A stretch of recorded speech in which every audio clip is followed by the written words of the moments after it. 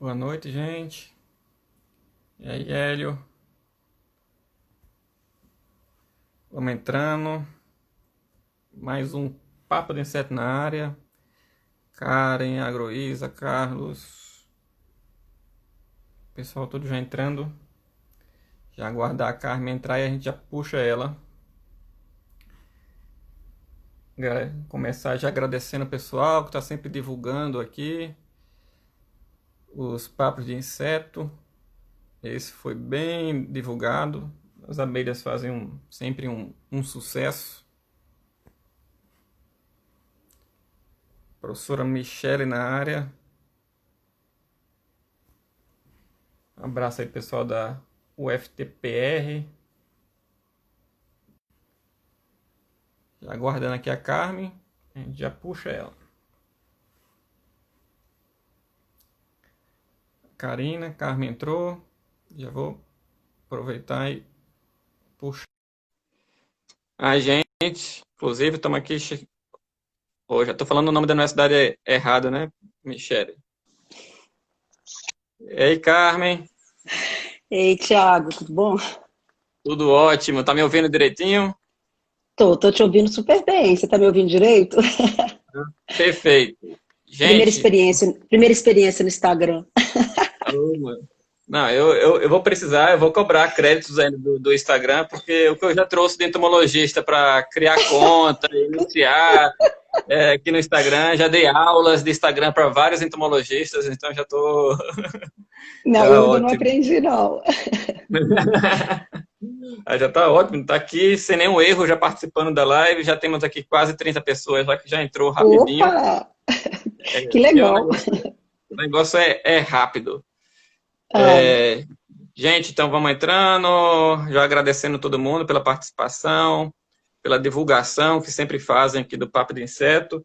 Essa é nossa 18ª edição, estamos chegando, nossa. já a pandemia rendeu, né? Então estamos chegando perto do fim da primeira temporada, mas né, Uhum. depois a gente dá uma pausa e a gente retorna. Mas por enquanto é isso. Hoje a gente tem um tema mega interessante, né? Inclusive sempre gera interesse, a parte das abelhas, a polinização. E a gente, a convidada mega especial, fazer a Opa! apresentação agora mais formal, a Deixa eu doutora agradecer Carmen aqui. Pires, diretamente da Embrapa Senagem, né, que fica lotada em Brasília. E a Carmen também está hoje como secretária-geral da SEB, né, a Sociedade Entomológica do Brasil.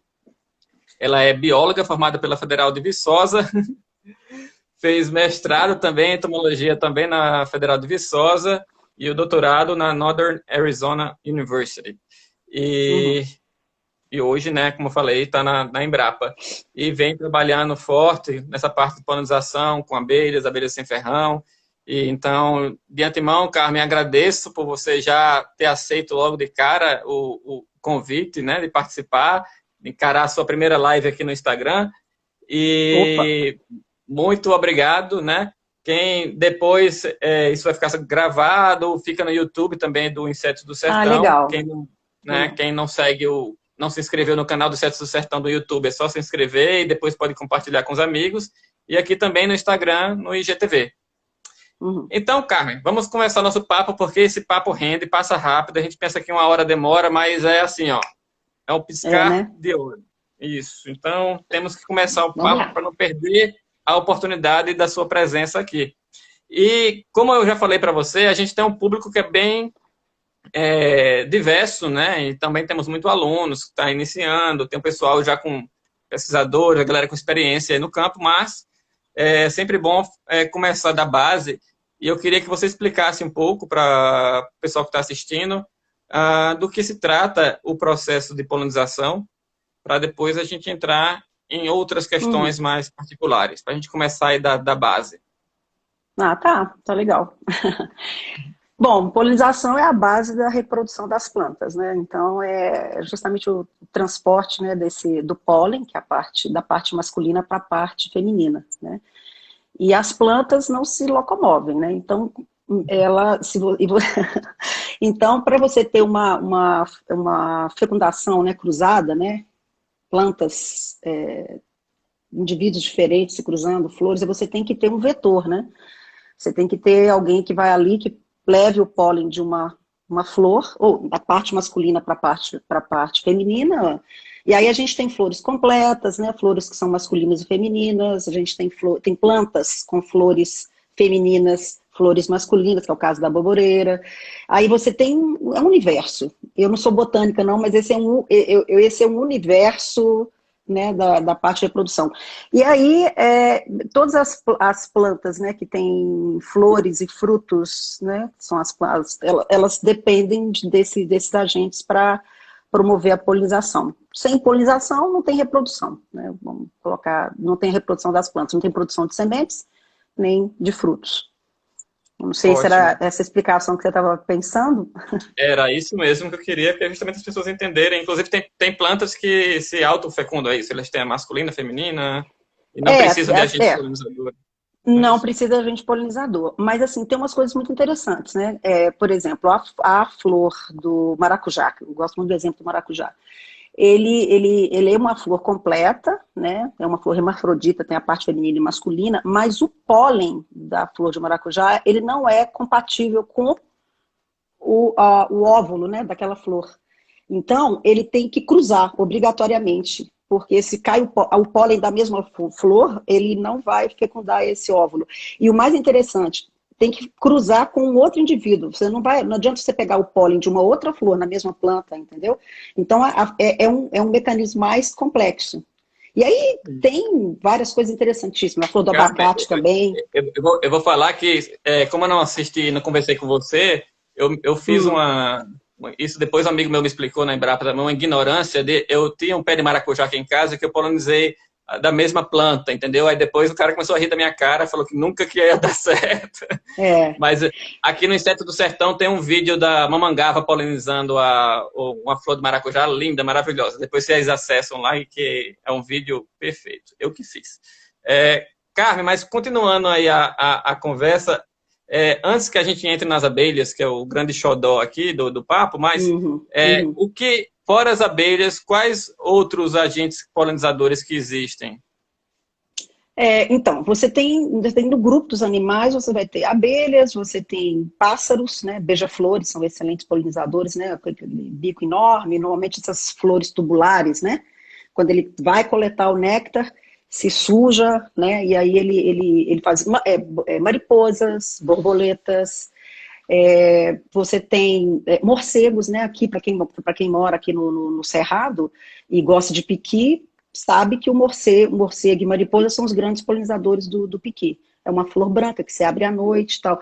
Mas eu estou falando dos agentes bióticos, né? Os agentes vivos, né? Aí você também tem o vento, né? A flor de milho, ela é polinizada pelo vento, né? Normalmente essas gramíneas. Então, sempre o milho está a parte masculina aqui, a feminina que é aqui, né? Onde vai dar a espiga, a gente fala boneca, né? E aí aquele cabelinho é a parte feminina. Aí o vento, fazendo esse movimento da planta, esse pólen que é muito pequenininho, muito fininho, cai, e aí você vai ter aquela espiga bem formada ou mal formada justamente, né? Porque cada semente é um óvulo que recebeu um grão de pólen e que foi fecundado. E aí, aí eu estou falando dos agentes, aí já é um agente que não é biótico. Dentro do grupo dos agentes vivos, né, dos animais, as abelhas, elas são responsáveis por quase 80% de todas as plantas que nós, seres humanos, dependemos para a nossa alimentação. Direto ou indiretamente, né? Ou a gente usa aquele grão para comer diretamente, ou usa ele em outras coisas, e também para fibras, né? O algodoeiro é esse caso, né? A gente também pode usar o óleo de algodão, mas é uma planta que também é muito visitada por abelhas e não depende para produzir, mas se beneficia, né, da visita. Você falou dos agentes. A água também é um agente, esqueci que a água também pode ser um agente polinizador, tá? Mas porque como os animais são os grandes agentes e as abelhas são realmente assim as que mais fazem esse serviço, né? Aí a gente sempre dá mais ênfase para as abelhas. Ótimo, Carmen.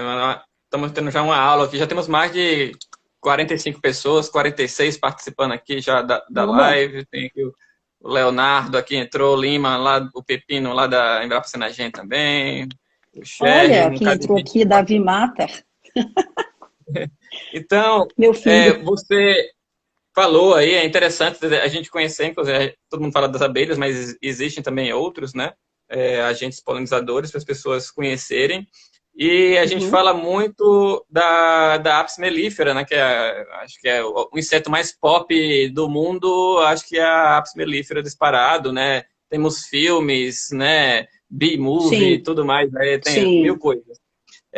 Inclusive tem até um Instagram aqui de uma abelha, que é a primeira abelha influencer digital, né? Quem quiser segue lá, incrível. Hum. Mas eu queria que você falasse, fora a Apis, que é tão conhecida, quais a gente tem uma grande diversidade de abelhas nativas, né?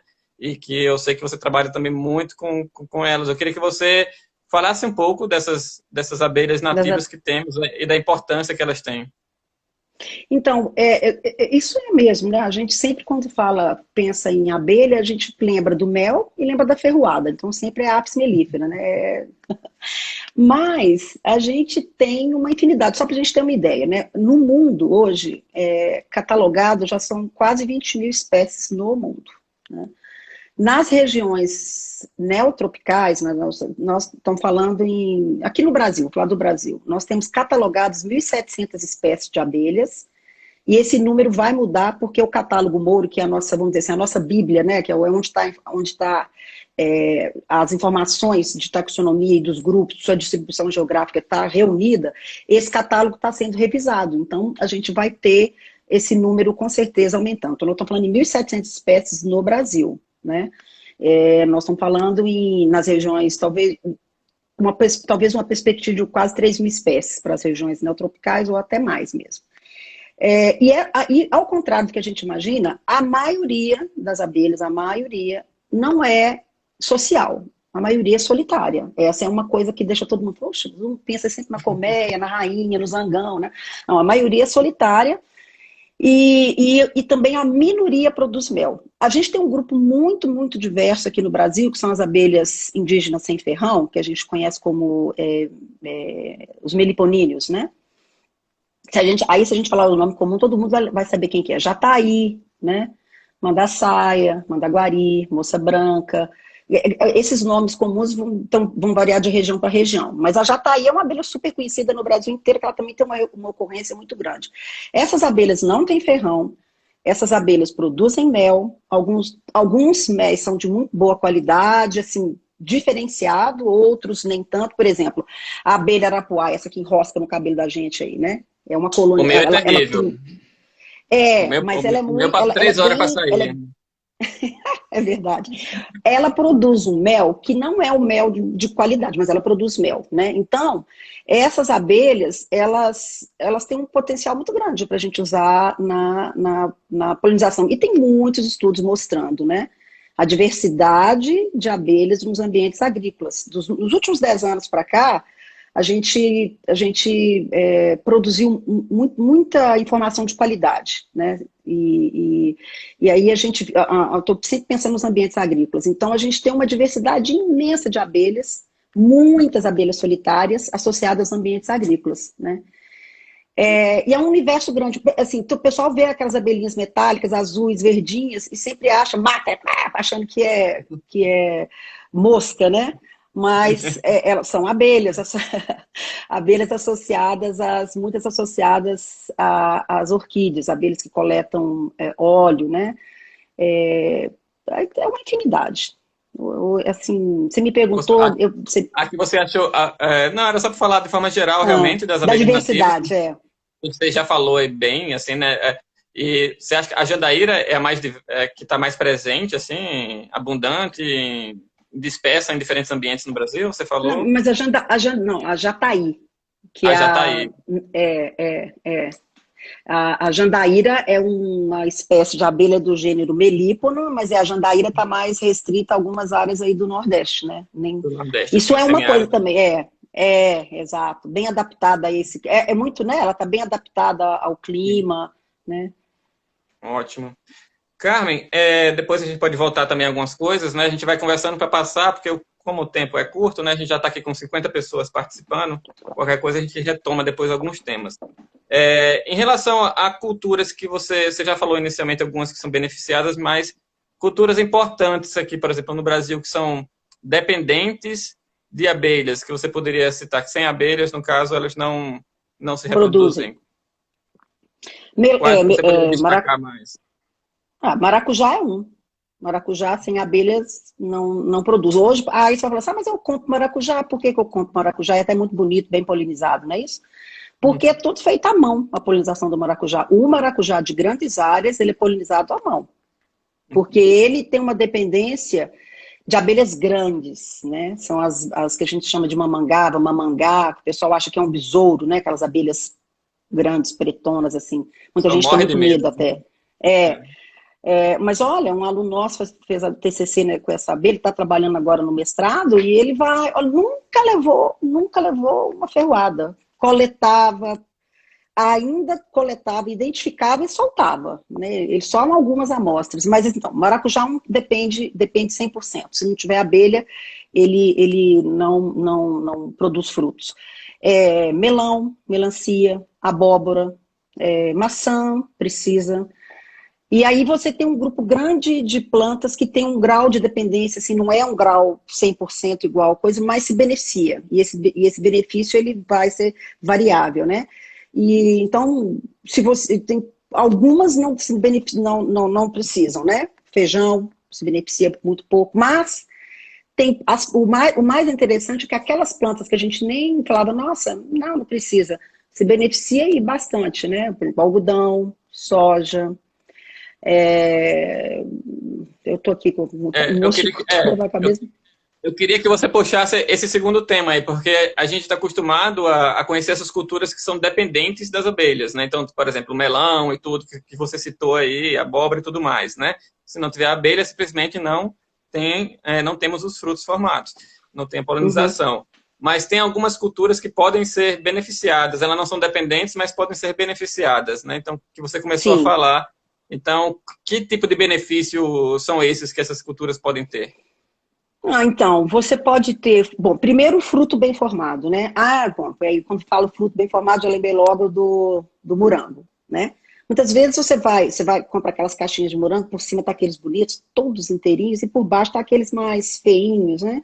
Muitas vezes você acha que aquilo ali é um problema de nutrição da planta, não, ele deve ter plantado isso sem água. Não, aquilo ali pode ser, sim, uma polinização mal feita, entendeu?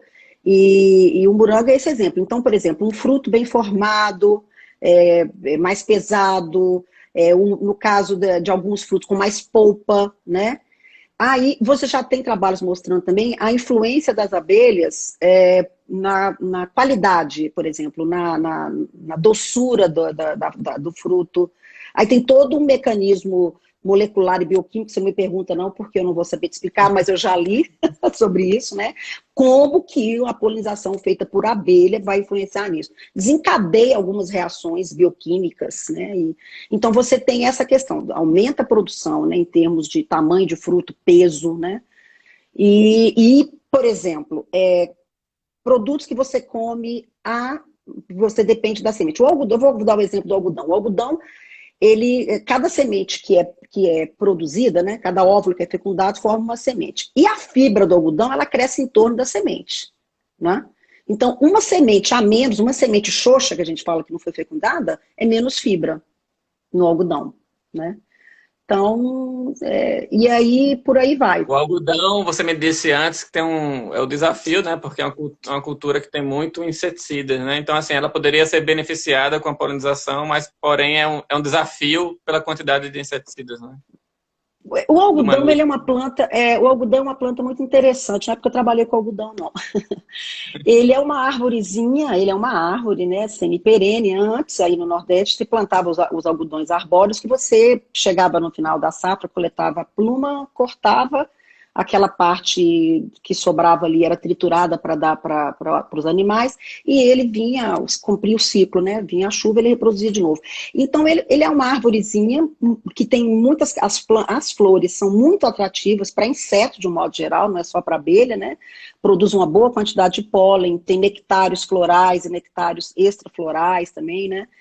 E ele atrai muito, muito inseto. E com isso ele tem muitas pragas. E assim, a principal praga do algodão, e aí, aí pode ser no pequeno produtor, grande produtor, é o bicudo do algodoeiro. E ele é um competidor com as abelhas, porque ele vai exatamente atacar o algodoeiro na fase de botão, né?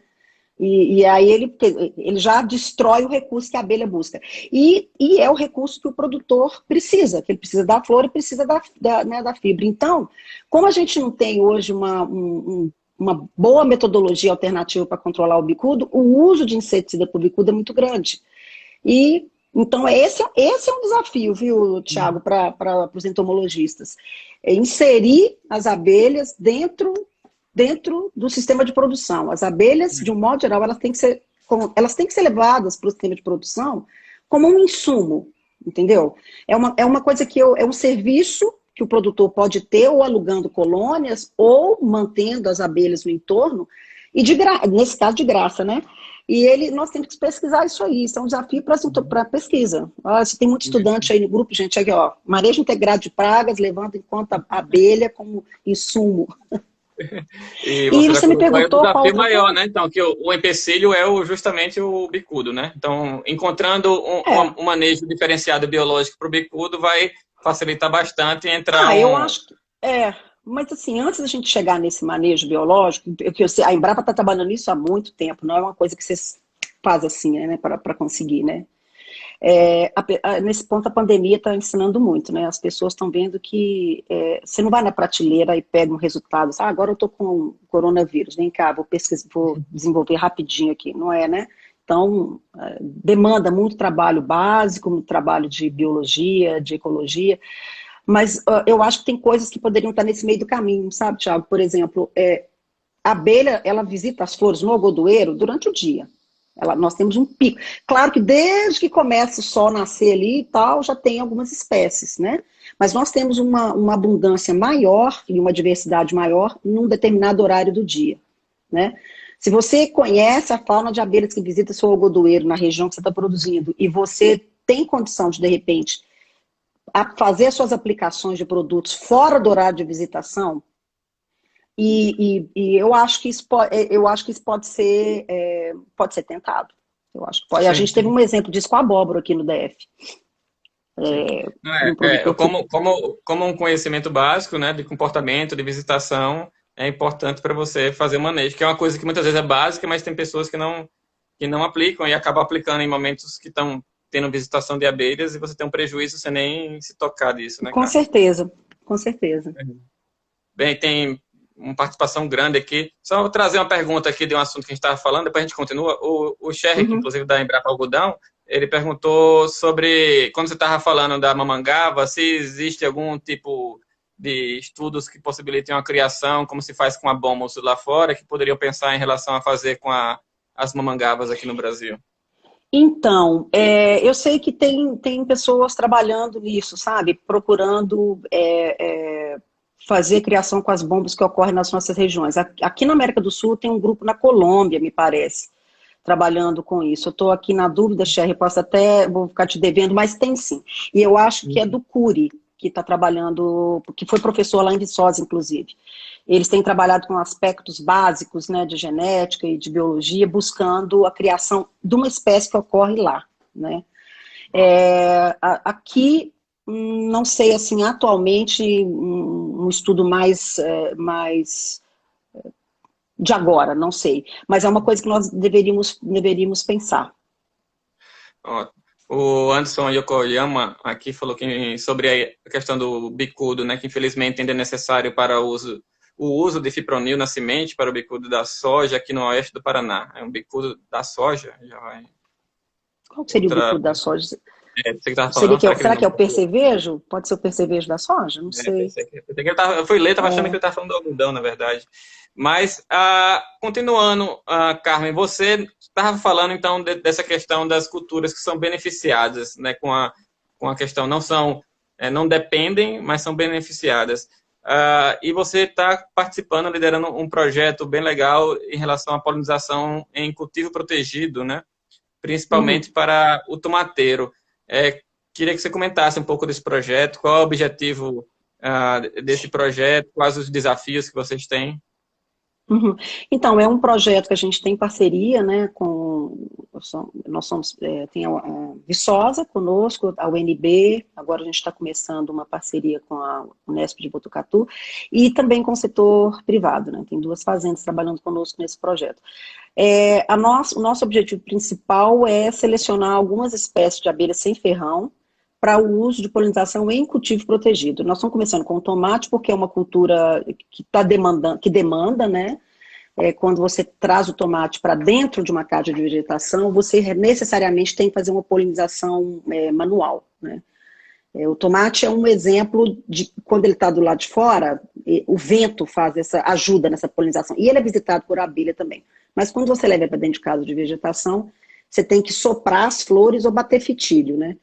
Porque ele tem... Gente, é muito lindo esse mundo da interação abelha-flor, porque a flor do tomate, ela tem os grãos de pólen todos escondidinhos e presos, né, num tubinho, né, que a gente chama de antera poricida.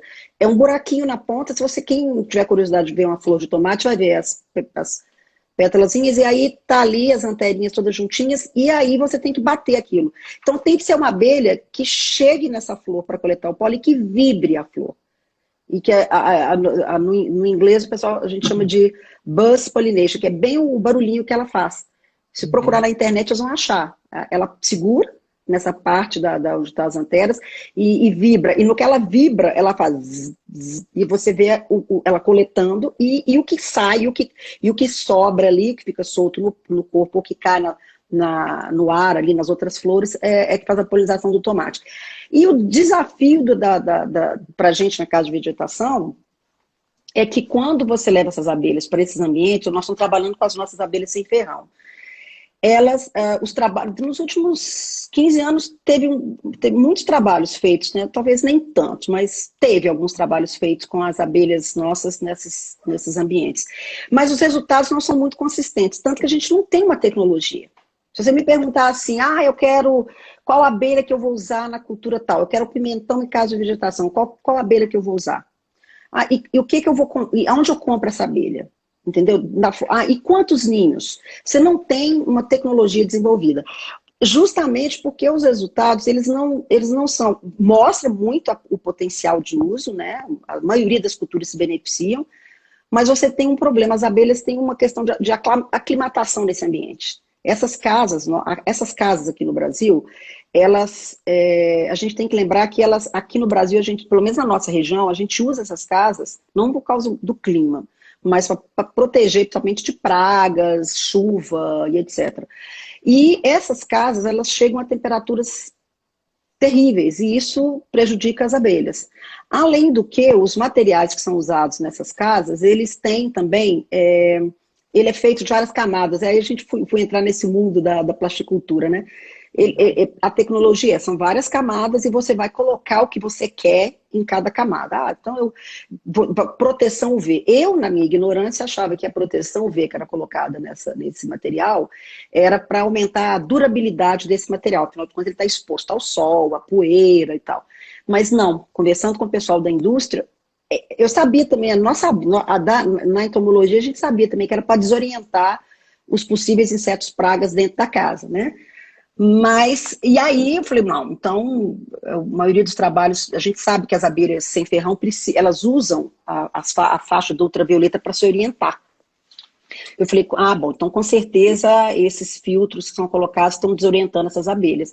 Então nós estamos trabalhando, a gente deu um passo para trás, né? Em vez de já trabalhar, agora vamos desenvolver tecnologia. Quantas abelhas que eu preciso, quantos ninhos, visita a flor, não visita...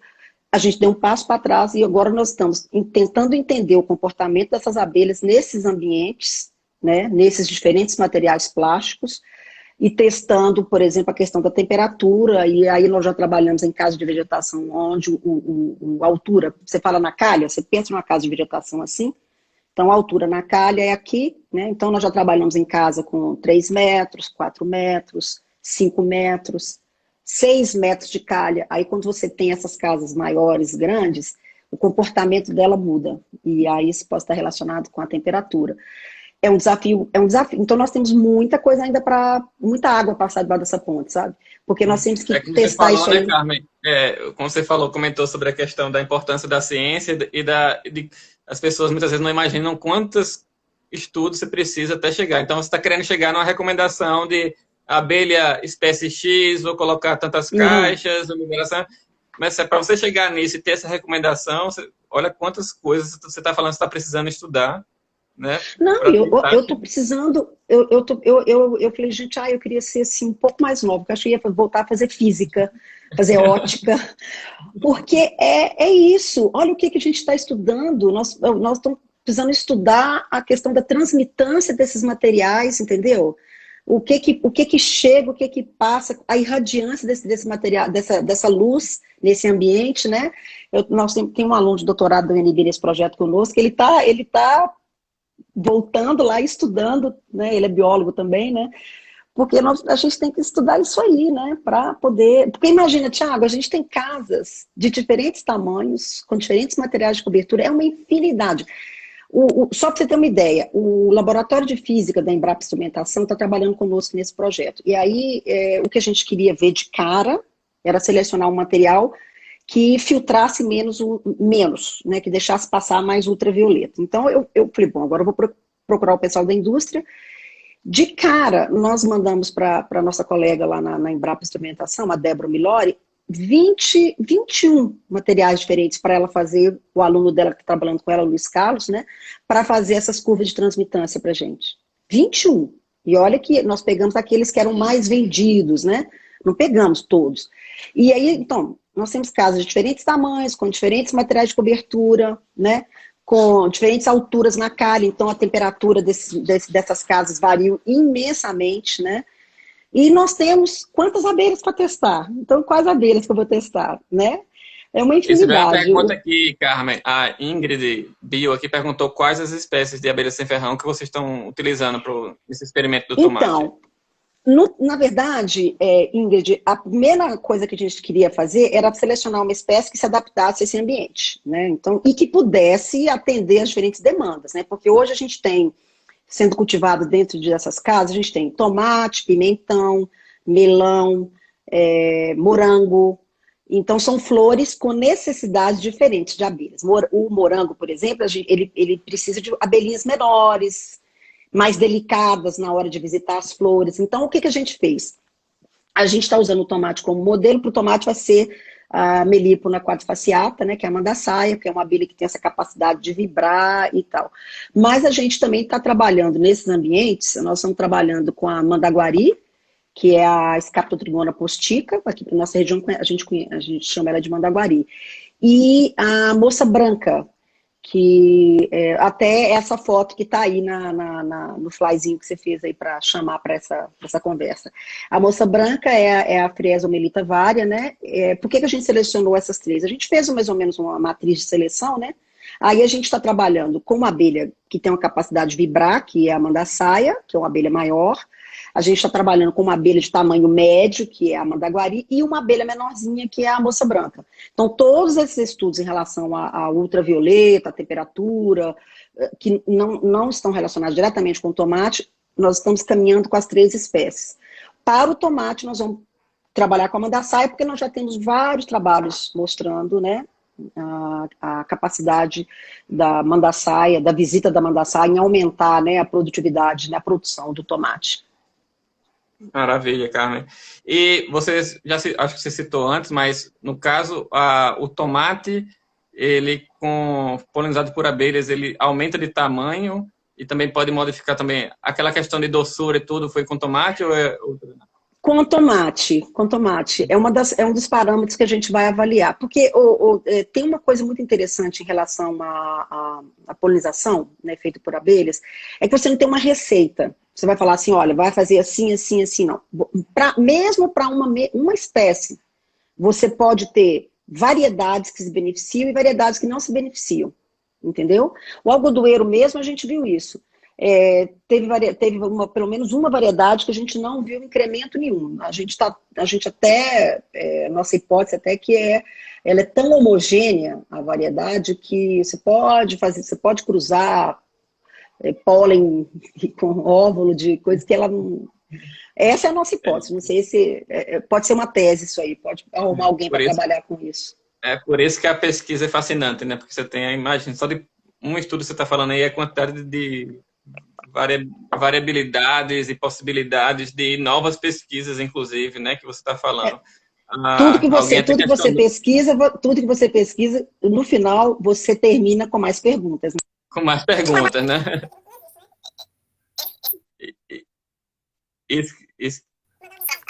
A voz ficou estranha. Sua voz ficou bem estranha. Vocês estão ouvindo normal a voz da Carmen? Paralisou agora. Não, voltou, agora voltou. Não, meu voltou Deus, já. É porque tocou aqui, eu queria tirar a pessoa que estava tocando aqui. Você ficou meio Pato Donald, pelo menos para mim, um pouquinho assim, mas depois voltou ao normal. Tá tudo tranquilo.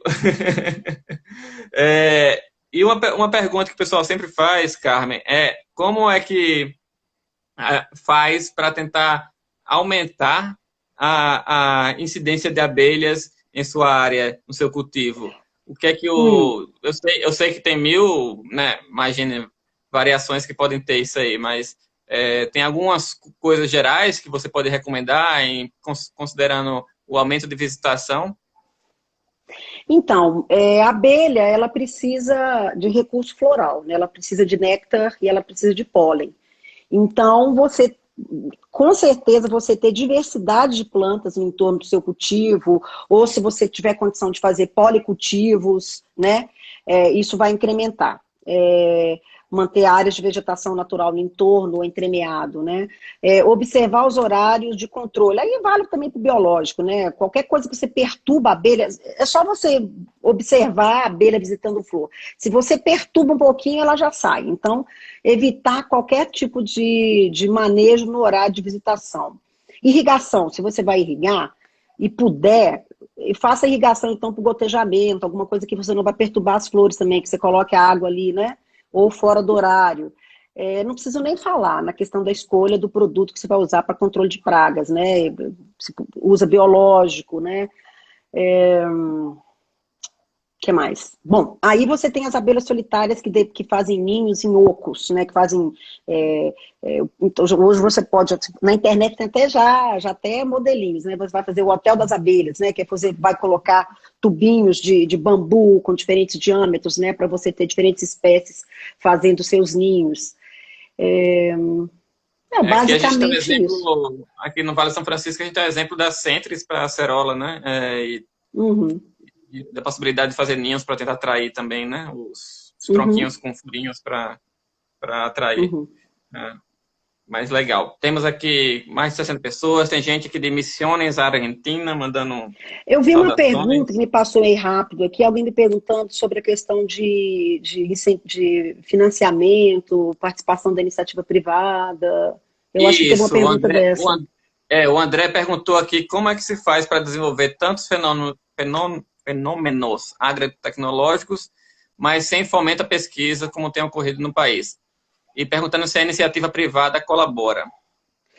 Então, eu comecei falando desse projeto nosso, que ele tem uma participação da iniciativa privada. É um edital do CNPq, que a gente aprovou o projeto, e ele já, como premissa, ele já colocava que tinha que ter mais de uma instituição, não podia ser só o meu laboratório, né? Então tinha que ter parcerias, e pedia parceria com a iniciativa privada. Nesse caso, o edital pedia, e o edital, o financiador, ele tem financiamento do CNPq, ele tem financiamento do Ministério de Ciência e Tecnologia, do IBAMA, porque tinham questões que o IBAMA queria saber, respondida para as questões de análise de risco de agrotóxico, e as empresas, as grandes empresas mesmo, as grandes empresas que produzem os agrotóxicos colocaram dinheiro nesse edital. E esse edital, e Ministério de Ciência e Tecnologia, as empresas, exatamente. E esse edital, ele é nos moldes de um edital normal do CNPq, concorrência aberta, né? Você coloca o projeto, e o interessante desse edital... Não, pode complementar. Então, o interessante desse edital é que a gente tem reuniões de avaliação de resultados anuais, né? E aí você tem chance, inclusive, de mudar o rumo, né? Porque eles chamam pessoas para avaliar, né? Chamam pessoas para avaliar os seus resultados. E você pode ter a chance de falar, olha, não, esse experimento que eu pensei aqui inicialmente, os resultados aqui estão me mostrando que não é por esse caminho. Então, eu vou fazer... É uma experiência, segundo o pessoal do CNPq, bem diferente também na parte de gestão, sabe? A gente precisa de mais editais como esse. Sim, sim. E na Embrapa a gente está tentando isso também, né, Carmen? Está tendo esse estímulo, a gente tentar trazer iniciativa privada para fomentar alguns tipos de pesquisa, né, que é uma coisa já muito comum lá fora, nos Estados Unidos, em Europa, da iniciativa privada participar ativamente também financiando algumas pesquisas, né? É óbvio que tem algumas pesquisas que são mais básicas, que é muito importante o contínuo financiamento público, que não vai ter outra instituição que vai querer financiar, mas muitos estudos que tenham mais aplicados e tudo, a ideia é a gente conseguir absorver também esse tipo de financiamento, né? O Wagner Lusa fez uma pergunta aqui, que eu não... Deixa eu ver, em relação aos produtos extras da meliponicultura, como mel, pólen, se tem estimativa de mercado e consumo.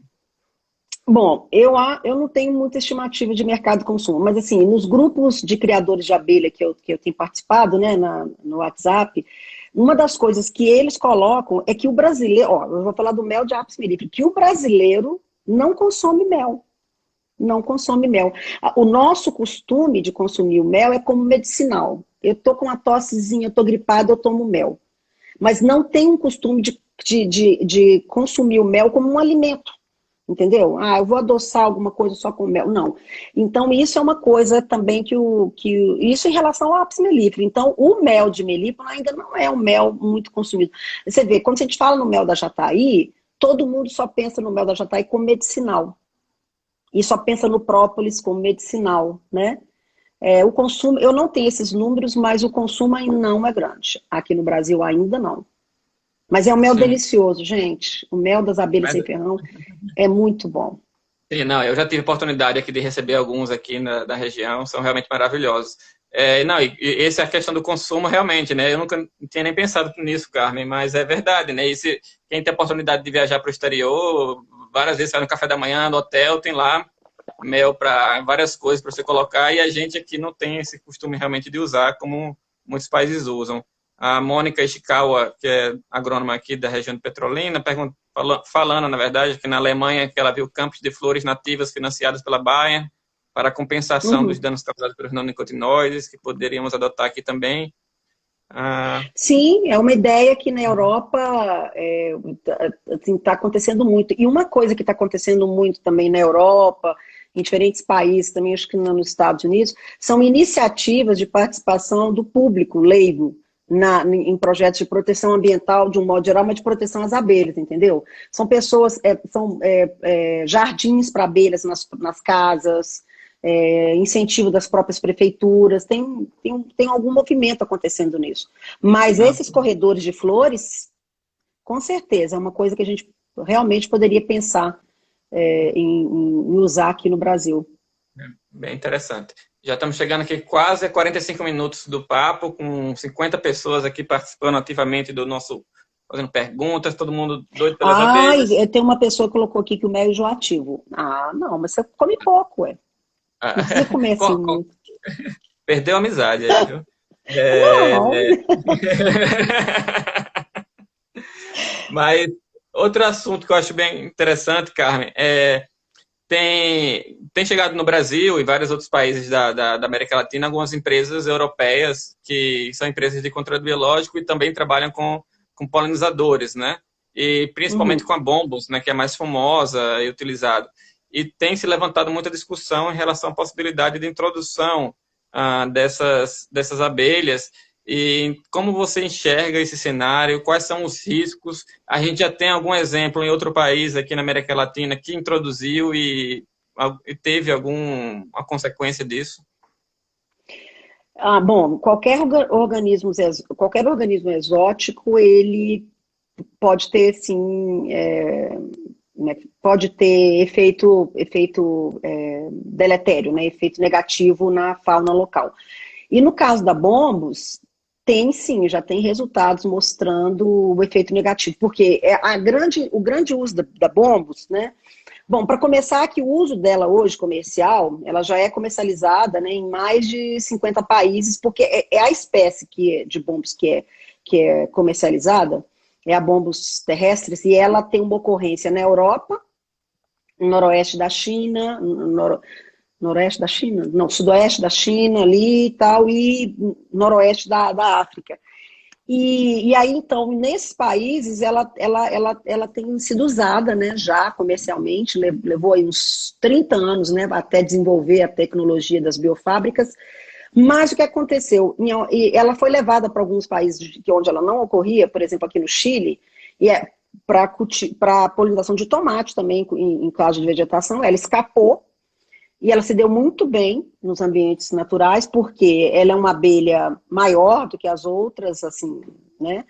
Ela forrageia, igual a Apis mellifera, ela visita uma diversidade enorme de plantas, ela consegue deslocar, tirar as outras abelhas, ela conseguiu, teve cruzamento interespecífico aí, né? E ela com isso, as outras abelhas nativas, as populações estão diminuindo, então é um problema. É um problema e ela já passou para a Argentina, né? Então, tanto tem um projeto do pessoal da USP, eles já fizeram assim, algumas modelagens, né, com base na biologia dela e as necessidades que ela tem, quais locais no Brasil ela poderia, né, teria assim, um ambiente propício para ela invadir e se estabelecer, né? E aí eles estão mapeando, né, esse projeto, inclusive tem uma chamada, estou tentando lembrar aqui como é que é a chamada, convocando o pessoal, o público leigo, olha, viu uma abelha com essas características, fotografa e manda para a gente. Não é para matar, a gente quer ir lá, quer entender o que está acontecendo, se ela realmente está se estabelecendo ou não. Mas, assim, é um problema. Eu acho que nós temos uma fauna riquíssima. Eu acho que nós temos que investir dinheiro e tempo para trabalhar com a nossa fauna e ter um pouquinho de paciência, né, para a gente conseguir algum material nosso aqui para trabalhar e não sou a favor da introdução, não. Bem legal a sua posição e relatando já esse exemplo aqui em país, né, da América do Sul, né? Então, assim, já mostrando... inclusive, assim, a época ainda não se sabe, mas parece que tem uma barreira geográfica, mas já tem notícias, ainda não sabe mesmo se está lá ou não, porque não foi feito nenhum levantamento, que ela já estaria no Uruguai. E esse é o grande problema, que do Uruguai para as regiões ali com o Brasil, não teria nenhuma barreira geográfica, não teria, por exemplo, montanhas, coisas muito grandes que pudesse barrar, né? E aí o pessoal criou esse projeto, e o pessoal do Sul está bem vigilante ali, porque ela poderia se estabelecer no sul do Brasil. Se passou nas cordilheiras, aí lascou mesmo, né? Agora, vamos botar um procura-se aí. O pessoal já comentou aqui, quando estava falando, ainda voltando da questão do consumo do mel, a minha esposa, que é enóloga, já falou que o hidromel está aumentando bastante o consumo, que é uma ótima opção. O Hélio já falou também de cerveja com mel, que é uma delícia. Inclusive, tem algumas cervejas com mel de abelhas nativas. Olha, fiquei curiosa. Fala com ela aí para mandar para a gente aí o nome, que eu fiquei curiosa em ver como é que Hélio é cervejeiro, rapaz. Ele é um mestre aqui. Mas a gente já está com quase 50 minutos e eu queria ter um tópico que a gente não poderia deixar de fora desse papo, porque está sempre em evidência. A pessoa está fazendo mais perguntas. Se der, gente, eu volto. Segura aí. Sobre a questão... Deixa eu só falar aqui da Vespa Asiática, sabe por quê? Gente, vai lá no site da SEB, Sociedade Entomológica do Brasil, tem uma nota técnica produzida por 4 sócios nossos, exatamente falando da Vespa, né, e possíveis riscos. Está muito boa a nota, muito tranquila, assim, 2 páginas. Sociedade Entomológica do Brasil, SEB, e procura lá Vespa asiática, mandarinha, que vocês vão achar essa nota lá, e bem esclarecedora. Eu já li a nota, muito, muito boa. Fazer uma propaganda, né? Não, e tá certo, né? E é um dos papéis da sociedade, né? Entomológica é isso, né? Surge um tema como esse, de ter seus sócios, que são especialistas, colocando seu posicionamento. Sobre a questão do declínio das abelhas, desaparecimento das abelhas, que isso sempre é trazido, e principalmente isso direcionado para apis, né? Mas eu imagino que também não tenha problemas, os mesmos problemas que causem um declínio para apis podem também causar problemas para as abelhas nativas. Eu queria que você comentasse de forma geral o que é que você tem hoje de conhecimento científico sobre o declínio das abelhas, se temos se é um fator, são vários fatores envolvidos, o que a ciência hoje tem como resposta para esses acontecimentos? Você tá me perguntando em relação a CCD, que é a síndrome, que é Colony Collapse Disorder. Então, uma das coisas que a gente tem que começar CCD é uma coisa, extinção em massa é outra coisa, declínio, né, desaparecimento de espécie, então são coisas separadas. Já explica. Quando a gente fala em CCD, que é essa síndrome, né, Colony Collapse Disorder, ela é relacionada apenas com a Apis mellifera, que é essa abelha do mel, a abelha europeia. Ela realmente está ocorrendo no Canadá e Estados Unidos, né? Tem ocorrido de ano para ano o registro de mortalidade, né, de ninhos de abelhas manejadas. Então, são as Apis mellifera que estão em caixas. Então, essa síndrome, ela é chamada de síndrome porque ela não tem uma causa única. Não é assim, é aquela doença, é aquele fungo, aquela bactéria. Não. É uma mistura de coisas. E como é que você caracteriza a CCD? O que os apicultores observam é que eles, fazendo a vistoria dessas caixas, tá ali muito bom a caixa, ele vê a rainha, vê operárias, vê larvas, né?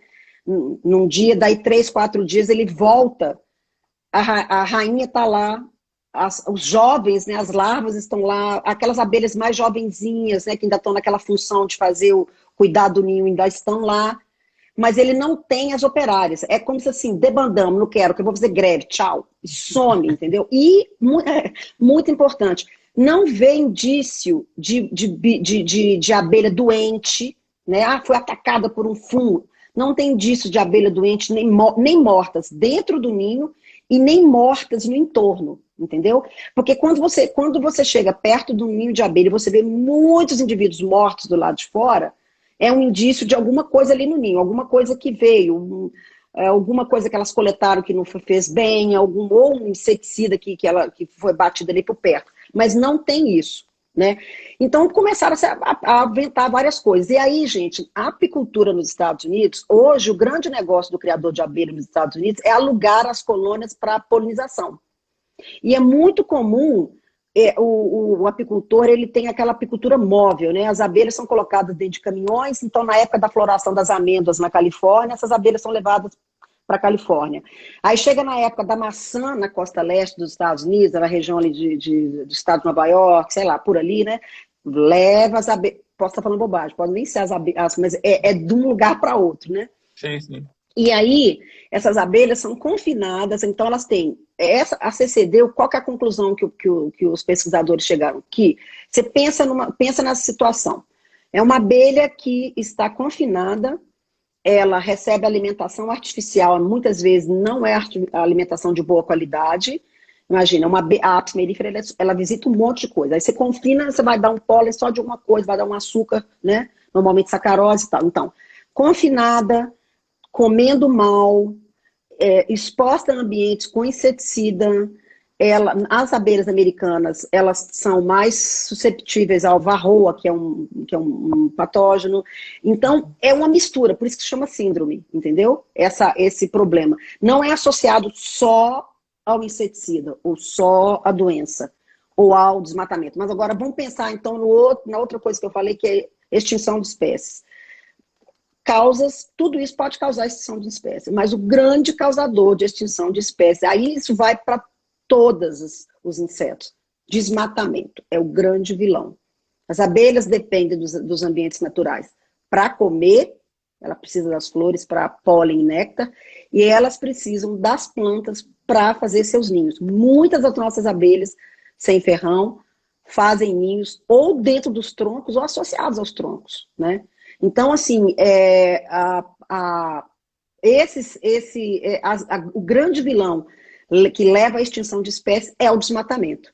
Aí você associa o desmatamento com grandes áreas com a mesma cultura. Então, ela vai comer mal, né? Porque em vez de ter uma dieta diversificada, muitas flores, muitos pólens diferentes e néctares, não, ela só vai comer uma mesma coisa.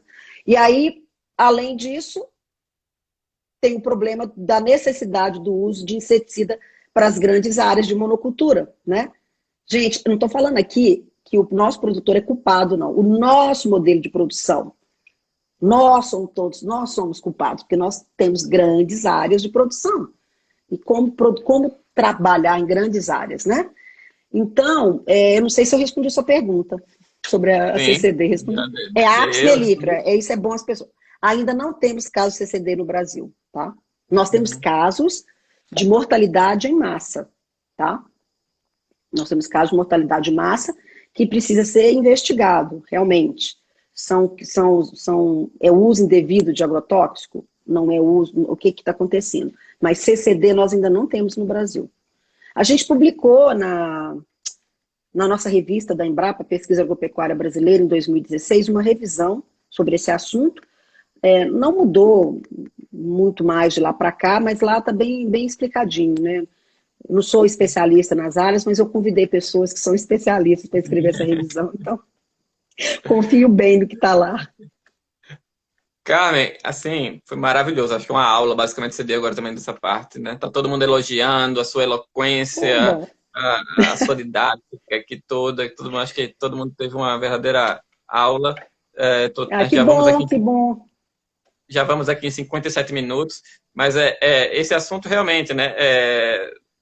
Que você falou das espécies, o desmatamento vai estar relacionado com tudo isso, né? E eu linkando já isso com parte da nossa conversa, a gente pensa muitas vezes naquela coisa imediata, do lucro imediato, né? Isso aqui, se eu desmatar, vou plantar uma área X lá, beleza. Mas, assim, quanto de insumos que a gente está perdendo aí que a gente nem conhece, né? Então, é isso. A gente está introduzindo, muitas vezes, uma espécie lá de fora que já se conhece de forma imediata porque você vai dar um resultado mais rápido. Mas se você investir em pesquisa, você pode retirar vários produtos, né? O Brasil pode produzir várias tecnologias através da nossa biodiversidade. Agora, ela precisa estar de pé, né? Senão fica mais difícil. Não, são aquela palavrinha assim, que é usada, né? Assim, muita sustentabilidade, que não, sustentável. Não, gente, e nós estamos falando de polinização, serviço ecossistêmico de polinização, né? Traduzindo, é o que a gente tem na natureza que a gente usa sem pagar.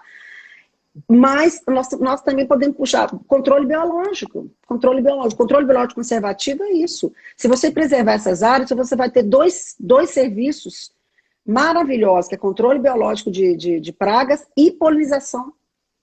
Né? Maré, tá tudo linkado, né? Nada é isolado, né? A gente faz nossos estudos isolados, mas isso aí tá tudo, né? E isso tudo conversa. Carmen, já vamos Valéria, chegando tá ali. Já vamos chegando aqui a quase 59 minutos e 1 hora ele encerra, ele derruba o Instagram sem piedade. Então, assim, para não ser mal educado com os convidados, eu queria já agradecer. Eu acho que uma aula para todo mundo aqui. A gente conseguiu passar por todos os temas que a gente colocou. Desculpa que tem gente que ainda colocou pergunta, mas podem colocar depois lá Carmen Pires Embrapa Senagen no Google, que vai aparecer o e-mail dela. Você pode mandar o e-mail para Carmen. Eu posso não E, responder de cara, mas depois eu respondo. então, Carmen, se você quiser falar alguma coisa pro pessoal, eu queria já agradecer você imensamente, foi maravilhoso. Ai, Thiago, eu tenho que te agradecer essa minha primeira experiência no Instagram. Confesso que eu estava muito nervosa. Eu nem uso Instagram, gente. Por causa dessa pandemia, era tanta live interessante acontecendo.